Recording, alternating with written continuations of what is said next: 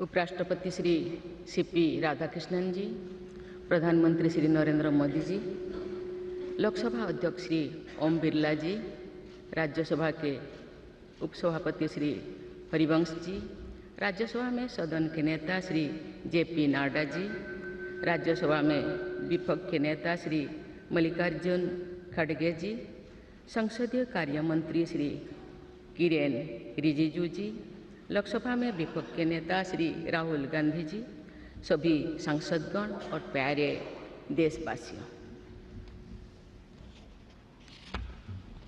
संविधान दिवस के ऐतिहासिक अवसर पर आप सबके बीच आकर मुझे हार्दिक प्रसन्नता हो रही है।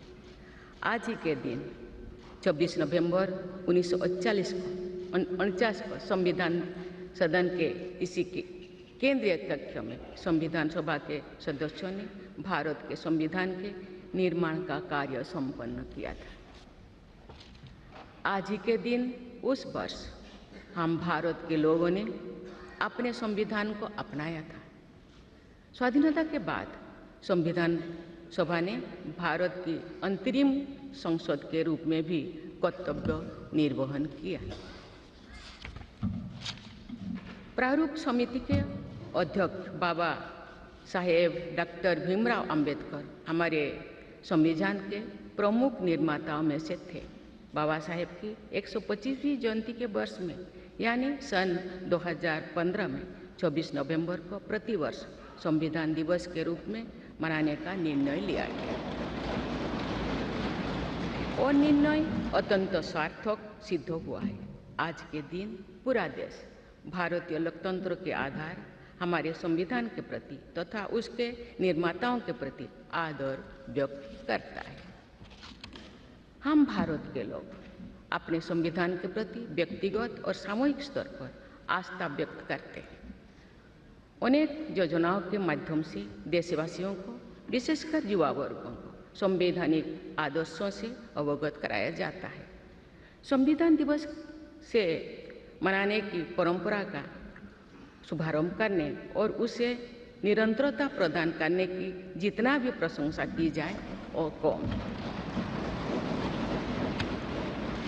माननीय सदस्य सांसदगण संसदीय प्रणाली को अपनाने के पक्ष में संविधान सभा में जो ठोस तर्क दिए गए थे वो आज भी प्रासंगिक है।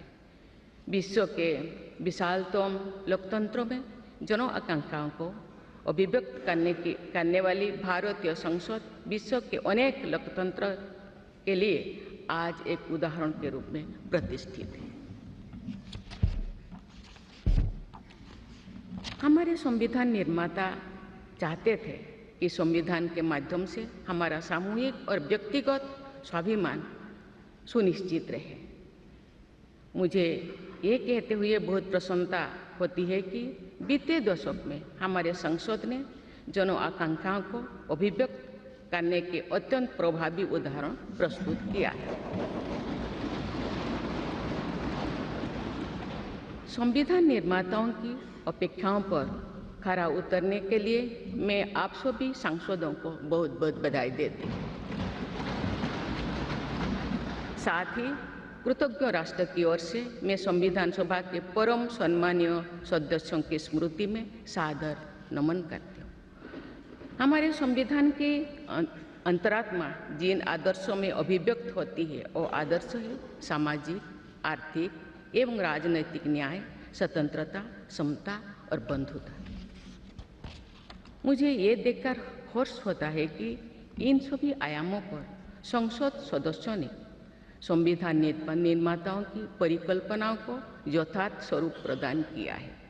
हमारी संसदीय प्रणाली की सफलता के ठोस प्रमाण के रूप में आज भारत विश्व की तीसरी सबसे बड़ी अर्थव्यवस्था बनने की ओर तेज गति से अग्रसर है। भारत में लगभग 25 करोड़ लोगों के गरीबी की सीमा रेखा से बाहर आने से आर्थिक न्याय के पैमाने पर विश्व की सबसे बड़ी सफलता अर्जित है।